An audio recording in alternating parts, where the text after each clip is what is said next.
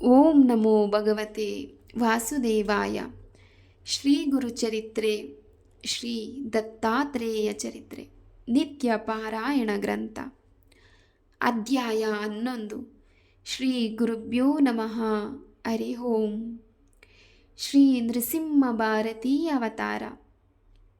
ಹಿಂದೆ ಗುರುಗಳ ಭಕ್ತಳಾಗಿದ್ದ ಅಂಬಿಕೆಯು ಅವರ ಉಪದೇಶದಂತೆ ಶನಿ ಪ್ರದೋಷ ವ್ರತವನ್ನು ಆಚರಿಸುತ್ತಿದ್ದರಿಂದ ಮುಂದಿನ ಜನ್ಮದಲ್ಲಿ ಬೀದರ್ ನಗರ ಬಳಿ ಕಾರಂಜಾ ತೀರದ ಗ್ರಾಮವೊಂದರಲ್ಲಿ ಬ್ರಾಹ್ಮಣ ಪುತ್ರಿಯಾಗಿ ಜನಿಸಿದಳು. ಅಂಬಾ ಭವಾನಿ ಎಂಬ ಹೆಸರನ್ನು ಮಾತಾಪಿತೃರು ಆಕೆಗಿಟ್ಟರು. ಪ್ರಾಪ್ತ ವಯಸ್ಕಳಾದ ಆ ಕನ್ಯೆಯನ್ನು ಮಾಧವ ಎಂಬ ಬ್ರಾಹ್ಮಣನಿಗಿತ್ತು ಮದುವೆ ಮಾಡಿದರು. ಆತನು ಶಿವಭಕ್ತನು, ಜ್ಞಾನಿಯೂ ಆಗಿದ್ದನು. ಹೀಗೆ ದಂಪತಿಗಳಿಬ್ಬರೂ ಶಿವಪೂಜಾಸಕ್ತರಾಗಿದ್ದರು. ಅಂಬಾಭವಾನಿಯು ಸ್ವಲ್ಪ ಕಾಲಾನಂತರ ಗರ್ಭಿಣಿಯಾದಳು. ಆಗ ಆಕೆಗೆ ಬಹಳ ಉತ್ತಮವೂ ಶ್ರೇಷ್ಠವೂ ವಿಲಕ್ಷಣವೂ ಆದ ಬಯಕೆಗಳು ಪ್ರಾರಂಭವಾದವು. ಆಕೆಯ ಕೇವಲ ಭಗವನ್ನಾಮ ಸ್ಮರಣೆ ಮಾತ್ರ ಹಾಗೂ ತಾಂತ್ರಿಕ ವಿಚಾರಗಳನ್ನೇ ಮಾಡುತ್ತಿದ್ದಳು. ನವಮಾಸಗಳು ತುಂಬಲು ಆಕೆಯು ಪುಷ್ಯ ಮಾಸದ ಶುದ್ಧ ಬಿದಿಗೆ ದಿನ ಪುತ್ರರತ್ನಕ್ಕೆ ಜನ್ಮ ನೀಡಿದಳು. ನವಜಾತ ಶಿಶುವು ಹುಟ್ಟಿದ ಕೂಡಲೇ ಓಂಕಾರವನ್ನು ಉಚ್ಚರಿಸಿತು. ಸುತ್ತಲೂ ಇದ್ದ ಜನರು, ಬಂಧು ಬಾಂಧವರು ಆಶ್ಚರ್ಯಭರಿತರಾದರು. ಜ್ಯೋತಿಷಿಗಳು ಮಗುವಿನ ಜನನ ಕಾಲವನ್ನಾಧರಿಸಿ ಈತನು ಜಗದ್ಗುರುವೂ ಮಹಾ ತಪಸ್ವಿಯೂ ಆಗುವುದರಲ್ಲಿ ಸಂದೇಹವಿಲ್ಲ, ಈ ಮಗುವು ಅಷ್ಟಸಿದ್ಧಿಗಳನ್ನು ಗಳಿಸುತ್ತಾನೆ, ಸಾಂಸಾರಿಕ ಬಂಧನಗಳಿಗೆ ಆತನು ಸಿಗುವುದಿಲ್ಲ, ಈ ಮಗುವು ದೊಡ್ಡವನಾದ ಮೇಲೆ ಅನೇಕರು ಆತನ ದರ್ಶನ ಮಾತ್ರದಿಂದಲೇ ಪುನೀತರಾಗುತ್ತಾರೆ, ಅವತಾರ ಪುರುಷನಾದ ಈತನಿಗೆ ನವನಿಧಿಗಳು ಸಿದ್ಧಿಸಿ ಲೋಕ ಕಲ್ಯಾಣವಾಗುತ್ತದೆ ಎಂದು ಭವಿಷ್ಯ ನುಡಿದರು. ಅವರೆಲ್ಲ ಆ ಮಗುವಿಗೆ ನಮಸ್ಕಾರ ಮಾಡಿದರು. ಗ್ರಾಮಸ್ಥರೆಲ್ಲ ಆ ಭವ್ಯ ಶಿಶುವಿನ ದಿವ್ಯ ರೂಪವನ್ನು ನೋಡಿ ಧನ್ಯರಾದರು. ಶಿಶುವಿನ ಲೋಕ ವಿಲಕ್ಷಣವಾಗಿತ್ತು. ಒಮ್ಮೆಯೂ ಅದು ತಾಯಿಯ ಸ್ತನ್ಯಪಾನ ಮಾಡಲಿಲ್ಲ. ಮಗುವಿಗೆ ನರಹರಿ ಎಂದು ನಾಮಕರಣ ಮಾಡಲಾಯಿತು. ಅನೇಕ ಪವಾಡಗಳನ್ನು ಜನಿಸಿದಾಗಿನಿಂದ ತೋರಿಸುತ್ತಾ ಮಗುವು ಪೂರ್ಣ ಚಂದ್ರನಂತೆ ಬೆಳೆಯುತ್ತಾ ಮಾತಾಪಿತರಿಗೆ ಆನಂದವನ್ನುಂಟು ಮಾಡಿತ್ತು. ತಾಯಿಯು ಮಗನನ್ನು ಅಕ್ಕರೆಯಿಂದ ಹಾಲು ನೀಡಿ ಜೋಗುಳ ಹಾಡಿ ಬೆಳೆಸಿದಳು. ವಿಚಿತ್ರವೆಂದರೆ ಮಗುವು ತೊಟ್ಟಿಲಲ್ಲಿ ಮಲಗದೆ ನೆಲದ ಮೇಲೇ ಮಲಗುತ್ತಿತ್ತು. ಹೀಗೆ ನರಹರಿಗೆ 1 ವರ್ಷ ವಯಸ್ಸಾಯಿತು.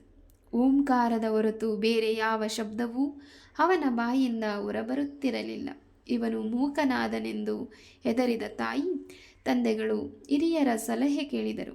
ಅವರು ಭಾನುವಾರ ಅಶ್ವತ್ಥದ ಎಲೆಯನ್ನು ಅನ್ನವನ್ನುಣಿಸಿದರೆ ಮಾತು ಬರುತ್ತದೆಂದರು. ಆದರೆ ನರಹರಿ ಮಾತಾಡಲಿಲ್ಲ. ಹೀಗೆ 7 ವರ್ಷಗಳೇ ಕಳೆದು ಹೋದವು. ಮೂಗನಿಗೆ ಉಪನಯನ ಮಾಡುವುದು ಹೇಗೆ? ಮಾತಾಪಿತರು ಚಿಂತೆಯಿಂದ ಕಂಗೆಟ್ಟರು. ಒಮ್ಮೆ ನರಹರಿಯು ತಾಯಿಗೊಂದು ಪವಾಡ ತೋರಿಸಿದನು. ಸನ್ನೆ ಮಾಡಿ ಕಬ್ಬಿಣದ ಹಾರೆಯನ್ನು ತರುವಂತೆ ತಾಯಿಗೆ ಹೇಳಿ ಅದನ್ನೇ ಕ್ಷಣಕಾಲ ನೋಡಲು ಅದು ಚಿನ್ನವಾಯಿತು. ಹೀಗೆ ಅವನು ನೋಡಿದ ಲೋಹ ವಸ್ತುಗಳೆಲ್ಲ ಚಿನ್ನವಾಯಿತು. ನರಹರಿ, ನಿನ್ನ ತೊದಲು ಮಾತನ್ನು ಕೇಳಬೇಕೆಂಬ ಬಯಕೆ ನನಗಿದೆ ಎಂದಳು.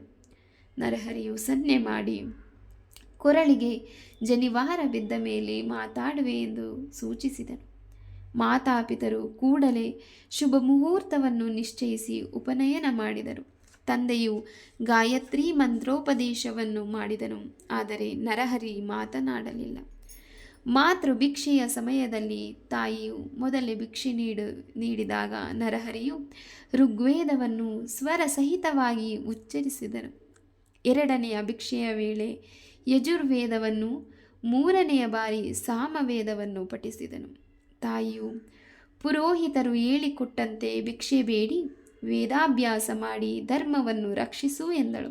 ನರಹರಿಯು ತಾಯಿಗೆ, ಅಮ್ಮ, ನಿನ್ನ ಮಾತಿನಂತೆಯೇ ಆಗಲಿ, ನಾನು ಭಿಕ್ಷಾವೃತ್ತಿಯಿಂದಲೇ ಜೀವನ ನಡೆಸುತ್ತಾ ದೇಶ ಸಂಚಾರ ಮಾಡುವೆನು ಎಂದನು. ಜನರು ಮೂಕ ವಿಸ್ಮಿತರಾದರು. ತಾಯಿಗೆ ಕಣ್ಣೀರು ಬಂದಿತು.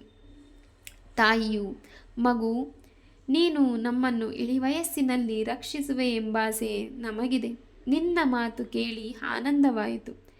ಹೀಗೇಕೆ ಮಾಡುವೆ ಎನ್ನಲು ನರಹರಿಯು, ಅಮ್ಮ, ನೀನು ಪೂರ್ವಜನ್ಮದಲ್ಲೂ ಶಿವಭಕ್ತಳಾಗಿರುವೆ. ನಿನಗೆ ಮುಂದೆ 4 ಮಕ್ಕಳು ಜನಿಸಿ ರಕ್ಷಿಸುತ್ತಾರೆ ಎಂದು ಹೇಳಿ ಅಭಯ ನೀಡಿ ಆಕೆಯ ಶಿರದ ಮೇಲೆ ಹಸ್ತವನ್ನಿಟ್ಟನು. ಕೂಡಲೇ ಆಕೆಗೆ ಮಿಂಚು ಅರಿದಂತಾಗಿ ಪೂರ್ವಜನ್ಮದ ಸ್ಮರಣೆ ಉಂಟಾಯಿತು. ಈತನೇ ಶ್ರೀಪಾದ ಶ್ರೀ ವಲ್ಲಭನಾಗಿ ಹಿಂದೆ ತನ್ನನ್ನು ಅನುಗ್ರಹಿಸಿದ ಸದ್ಗುರು ಎಂದು ತಿಳಿದು ಆತನ ಪಾದ ಮುಟ್ಟಿ ನಮಸ್ಕರಿಸಿದಳು. ನರಹರಿ ನಿನ್ನ ಆಸೆಯಂತೆ ಆಗಲಿ ಎಂದು ತಪಸ್ಸಿಗೆ ಹೋಗಲು ಅನುಮತಿ ನೀಡಿದಳು. ಆದರೂ ಮಾತೃ ಸಹಜವಾದ ಭಾವನೆಯಿಂದ, ನರಹರಿ, ನೀನಿನ್ನೂ ಈಗ ಉಪವೀತನು.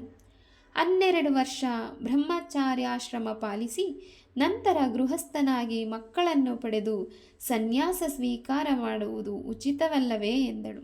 ಆಕೆಯ ಮಾತಿಗೆ ನಸುನಕ್ಕ ನರಹರಿಯು, ತಾಯಿಗೆ ತತ್ವೋಪದೇಶ ಮಾಡಿದನೆಂಬಲ್ಲಿಗೆ ಸರಳ ಶ್ರೀ ಗುರುಚರಿತ್ರೆಯ 11ನೇ ಅಧ್ಯಾಯವು ಸಂಪೂರ್ಣವಾಯಿತು.